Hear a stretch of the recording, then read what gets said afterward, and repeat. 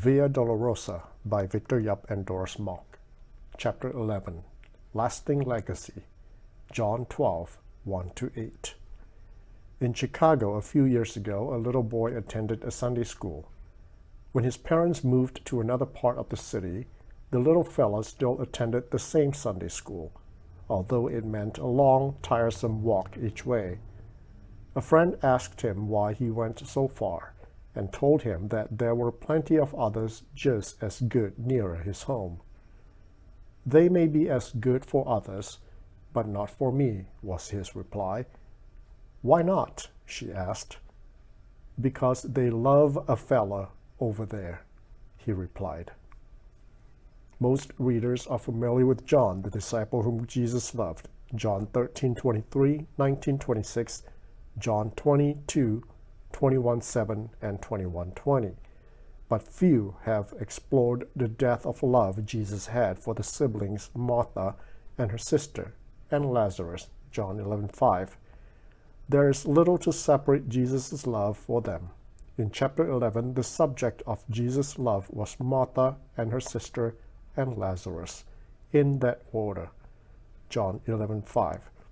Jesus' love for Lazarus was recorded 3 times in the Bible in the previous chapter, John 11:3, 5, and 36.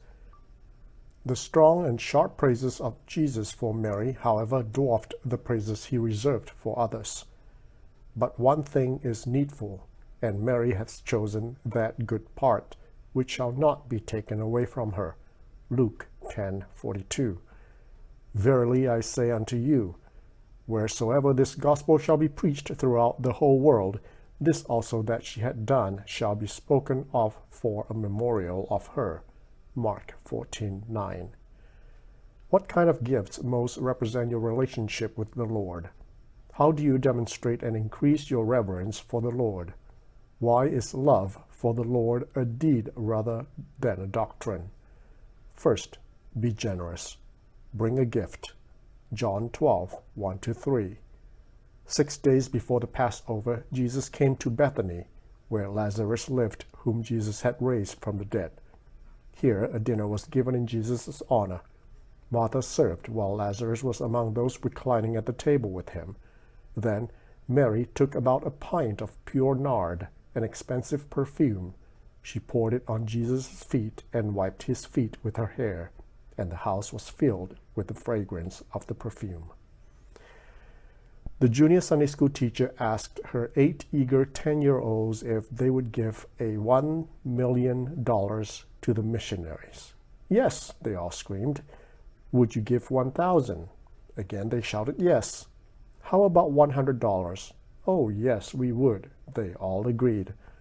"Would you just give $1 to the missionaries?" she asked.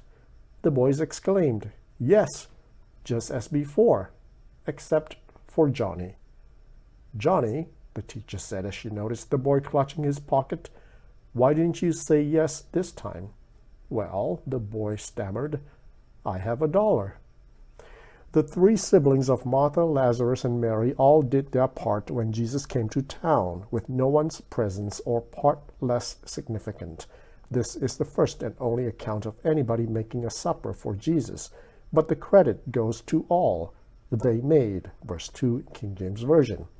Martha served means she was the attendant, host, and server.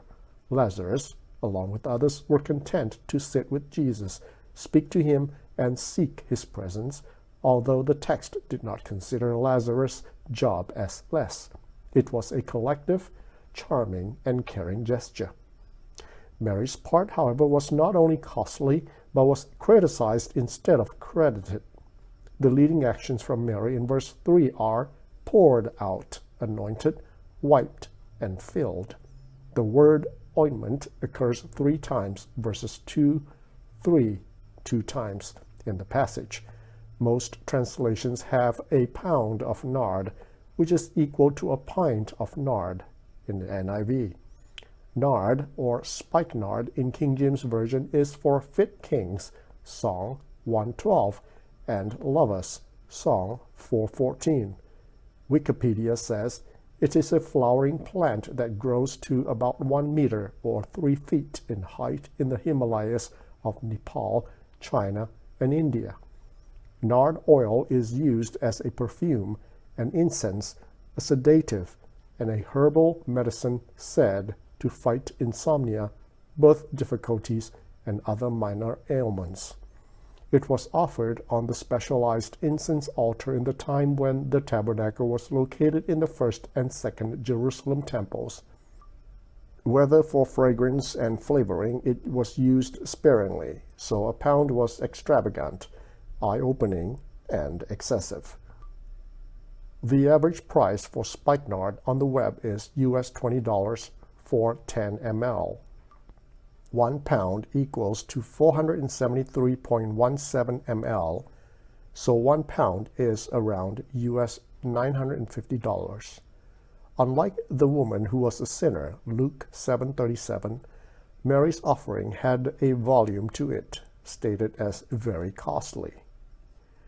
The word expensive is also translated as great price, Matthew 13:46, very costly, John 12:3, and much more precious, 1 Peter 1:7.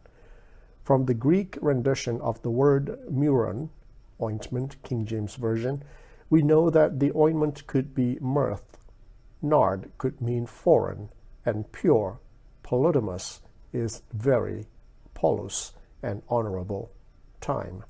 Like the woman who was a sinner, Luke 7:38, she anointed the feet, plural, and wiped the feet with her hair. Unlike other instances when Jesus' feet were anointed, the house was filled with odor. Filled and odor were not specified in other passages. Filled, verse 3, means full, 2 John 12, perfect, Revelation 3:2, and complete, Colossians 2:10. The scent, smell, and sweetness spread to the whole room.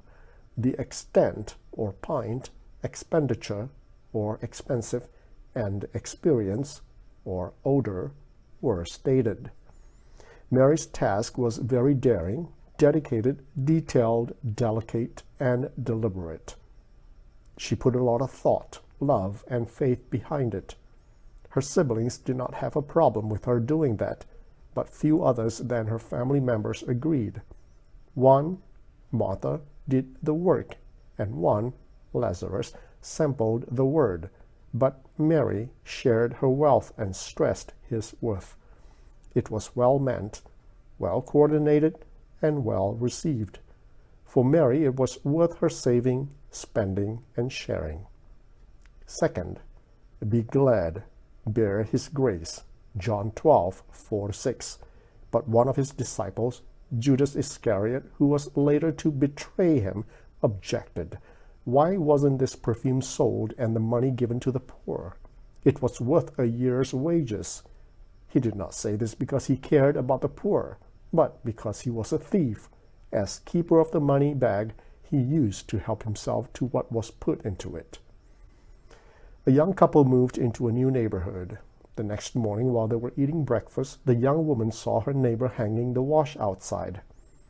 "That laundry is not very clean," she said. "She doesn't know how to wash correctly. Perhaps she needs better laundry soap." Her husband looked on, but remained silent. Every time her neighbor would hang her wash to dry, the young woman would make the same comments. About 1 month later, the woman was surprised to see a nice clean wash on the line and said to her husband, "Look, she has learned how to wash correctly. I wonder who taught her this." The husband said, "I got up early this morning and cleaned our windows." The focus of Judas Iscariot was the verb sold. The purpose of Judas was to sell, and he even knew the market price, 300 denarii, King James Version, or a year's wages, NIV. Let me ask the guys, how much is perfume worth? How is it measured by weight? How much does wife spend on perfume a month? Judas was one of the few men who had an eye for perfume and know of its market value. The issue is not giving to the poor, but giving to the poor first before giving to Jesus, giving to the poor and not Jesus, and giving to the poor above all else and no matter what. The parallel passage of Mark 14:4 says some were indignant, or the translation sore displeased, Matthew 21:15, or much displeased, Mark 10:14. It was considered a waste, Mark 14:4, otherwise translated as destruction, Matthew 7:13, and perish, Acts 8:20. Judas was motivated by the love of money, not care for others. He was unmoved by the plight of the poor, unsympathetic to their problems, and uninterested in for their presence. He showed no compassion, concern, or consideration for them. Judas did not need to betray Jesus later. He was betraying Jesus, the disciples, and others before he betrayed Jesus to the religious officials.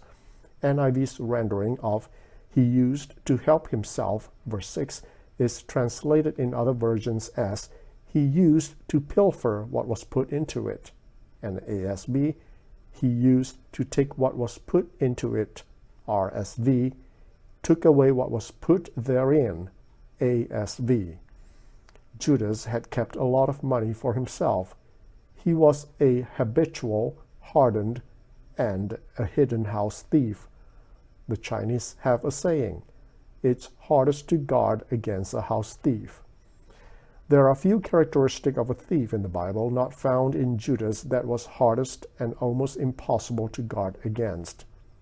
First, thieves have to break through and steal, Matthew 6:19, but Judas was an insider.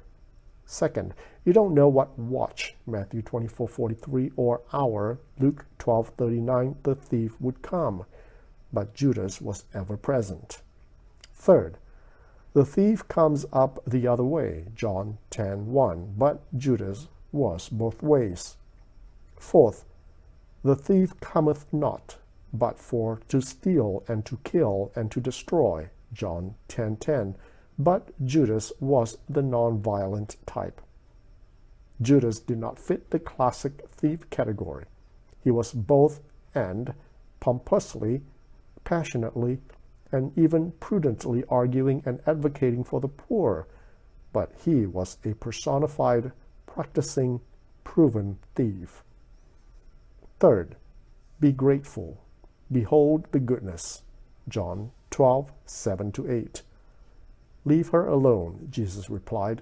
It was intended that she should save this perfume for the day of my burial. You will always have the poor among you, but you will not always have me.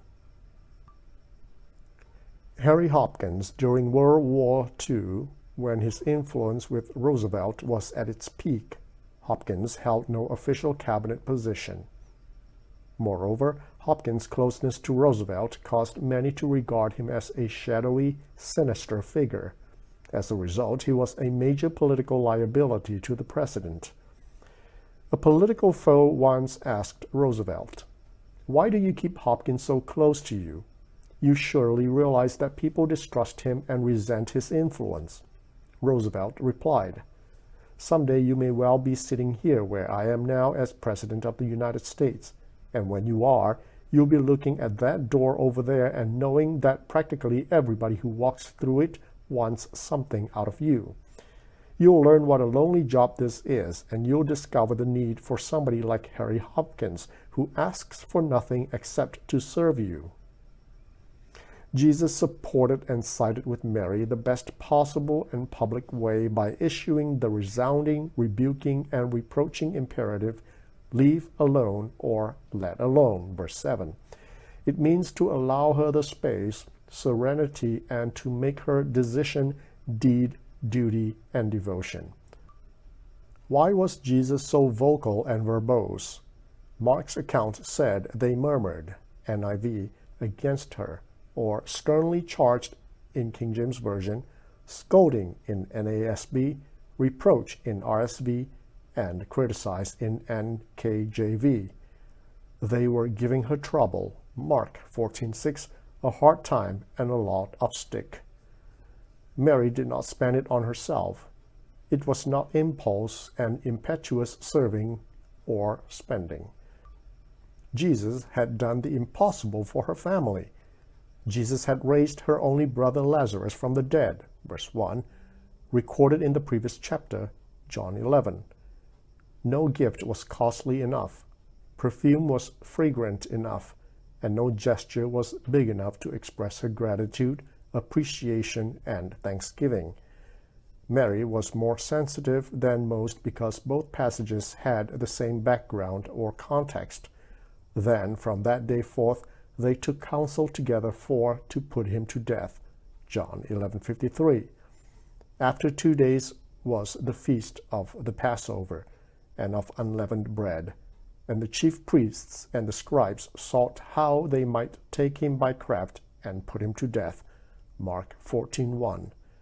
What Mary did was to come beforehand. Mark 14:8. To anoint Jesus' body before his burial. The verb come beforehand means take before. 1 Corinthians 11:21, or be overtaken. Galatians 6:1. Literally, it, prolambano, means to receive before or take in advance.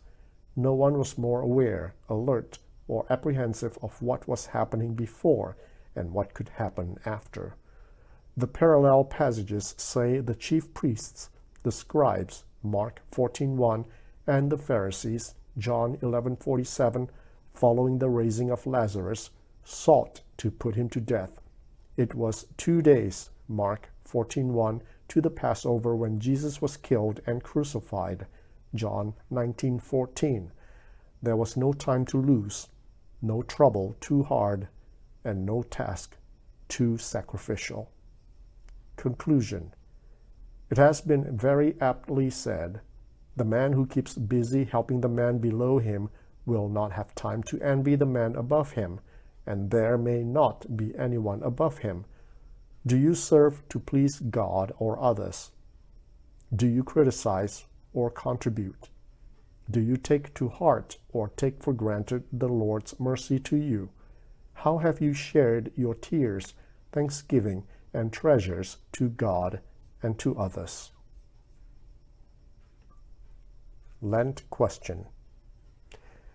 It is good to read the Bible, pray, and love the Lord in our ministry, but we must not be busy running around doing it. The most important thing is to love the Lord deep in our hearts and to love Him at all times. It must not be an act, but a correct way to love the Lord. Ask the Lord to increase our faith. Know that God's gifts for everyone are different, so let's not be jealous. If the Lord uses others instead of ourselves in service, it must be because of something lacking in us. If others are ahead of us in service, we should also be introspective, dumbfounded, and thankful for others.